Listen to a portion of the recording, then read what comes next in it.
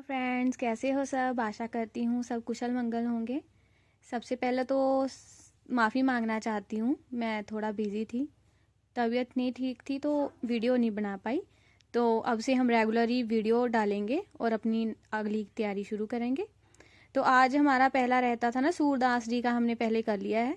अब सूरदास जी की मैंने बताया था कि आपको भ्रमर गीत में सूरदास की मौलिक उद्भावनाएं, ये हमने टॉपिक करना था। तो आज हम ये करेंगे। संदेश काव्य सगुण निर्गुण प्रेम बह विरहा, इसमें सब कुछ है। हम जानते हैं कि साहित्य में भ्रमर गीत लिखने की परंपरा रही है। सूरदास जी ने उसी परंपरा का पालन करते हुए भ्रमर गीत नाम से 3 रचनाओं की रचना की। पहली और दूसरी भ्रमर गीत रचना आकार में छोटी है, परंतु तीसरी भ्रमर गीत ना केवल आकार में बड़ी बल्कि इसमें एक प्रमुख और महत्वपूर्ण पक्ष यह है कि इसमें सूरदास जी ने अपनी कई मौलिक उद्भावनाएं भी की हैं। इनका भ्रमर गीत श्रीमद् भागवत से प्रेरित है। इसमें जो प्रसंग है वो श्रीमद् भागवत के 10वें स्कंद में वर्णित है, जिसमें उद्धव मथुरादा जिसमें उद्धव मथुराधीश श्री कृष्ण का संदेश लेकर गोकुल आते हैं और सबसे पहले नंद और यशोदा को उनकी कुशलता का समाचार देते हैं। फिर गोपियों से मिलकर उन्होंने निर्गुण ब्रह्म की उपासना करने को उन्हें कहते हैं, लेकिन गोपियां कृष्ण के सगुण रूप से प्यार करती हैं और उसी में आस्था रखती है। वो निर्गुण ब्रह्म की उपासना को कल्पना और भ्रम समझती हैं। इनका भ्रमर गीत मूल रूप से तो एक संदेश काव्य है, परंतु इसका उद्देश्य बहुआयामी है। सामाजिक और सांस्कृतिक महत्व। इनके भ्रमर गीत का सामाजिक और सांस्कृतिक महत्व भी है। इसमें सामाजिक समानता, स्वतंत्रता, स्त्री समानता, स्वतंत्रता के महत्व को उजागर किया गया है। इसके अलावा इसमें भाव पक्ष और शिल्प पक्ष होने के कारण इसका साहित्यिक महत्व भी है। सूरदास जी ने श्रीमद् भागवत से अपनी रचना को अवश्य लिया है, परंतु यह उसका निष्प्राण भावानुवाद नहीं है। आचार्य शुक्ल द्वारा सूरदास की सबसे बड़ी विशेषता है नवीन प्रसंगों की उद्भावना।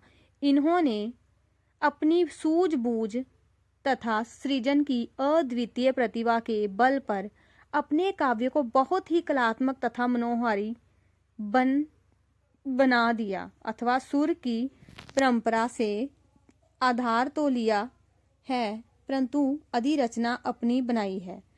कहते हैं कि इन्होंने जो रचना की है श्रीमद् भागवत से तो ली है, लेकिन उन्होंने अपनी सूझबूझ और कल्पना के द्वारा उसे एक नया रूप दिया है। सूरदास जी बहुत सी मौलिक उद्भावनाओं के कारण भ्रमर गीत को एक नया आयाम मिला। जहां भ्रमर गीत में गोपियां उद्धव के संदेश को सुनकर शांत हो जाती हैं और वो गोपियों के प्रेम से प्रभावित होते हैं और वापिस मथुरा चले जाते हैं, वहीं इस प्रसंग को सुर द्वारा नई दिशा मिली। आगे, गोपियों के कृष्ण को सगुण रूप को मानती और उद्धव उन्हें निर्गुण भक्ति का संदेश देते तो वहां वाद विवाद होता है। कहते गोपियों के कृष्ण को सगुण रूप को मानती, गोपियों के कृष्ण, ठीक है, वो जो तो गोपियां थी वो कृष्ण के सगुण रूप को मानती थी और उद्धव उन्हें इस भक्ति को निर्गुण भक्ति करने का संदेश दे रहे थे। वहां वाद विवाद होता है। गोपियां कहती है, उधो मन ना भये 10-20, एक हुतो सो गए श्याम संग को अपराध है ईस। वो जब निर्गुण का सुर से पता पूछती है तो वो चुप हो जाते हैं। जब गोपियां कहती हैं, निर्गुण कौन देश को बासी, को है जानक कौन है जनक, जननी को कहियत कौन नर को दासी।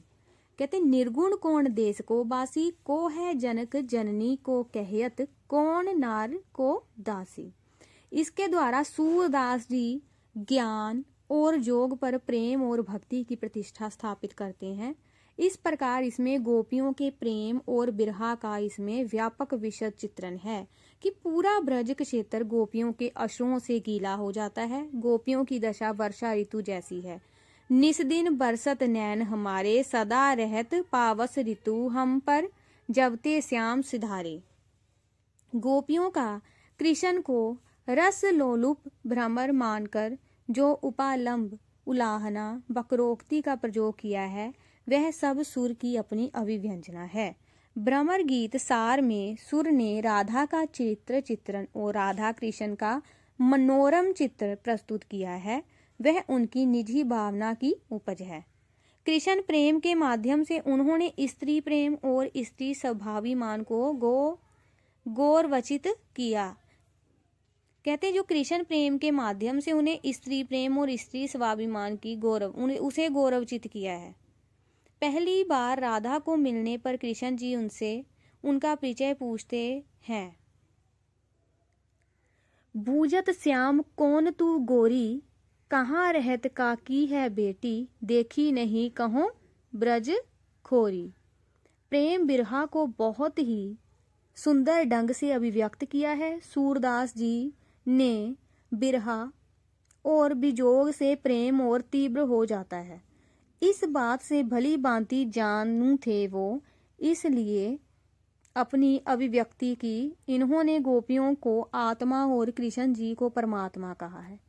सूरदास जी ने गोपियों को आत्मा कहा है और कृष्ण जी को परमात्मा। आत्मा को जो परमात्मा से मिलने की तड़प होती है उन्होंने प्रकट की। अतः हम कहेंगे कि सूर जी की काव्य प्रतिभा अद्वितीय है। उनके बाद काफी कवियों ने भ्रमर गीत की रचना की, उनकी जैसी भ्रमर गीत की रचना कोई नहीं कर पाया। तो ये जो थी वे भ्रमर गीत की है मौलिक उद्भावनाएं। तो आशा करती हूँ कि आपको ये टॉपिक पसंद आया होगा। तो हमारा इसी के साथ सूरदास कंप्लीट हो गया है। तो नेक्स्ट टॉपिक हम कल करेंगे।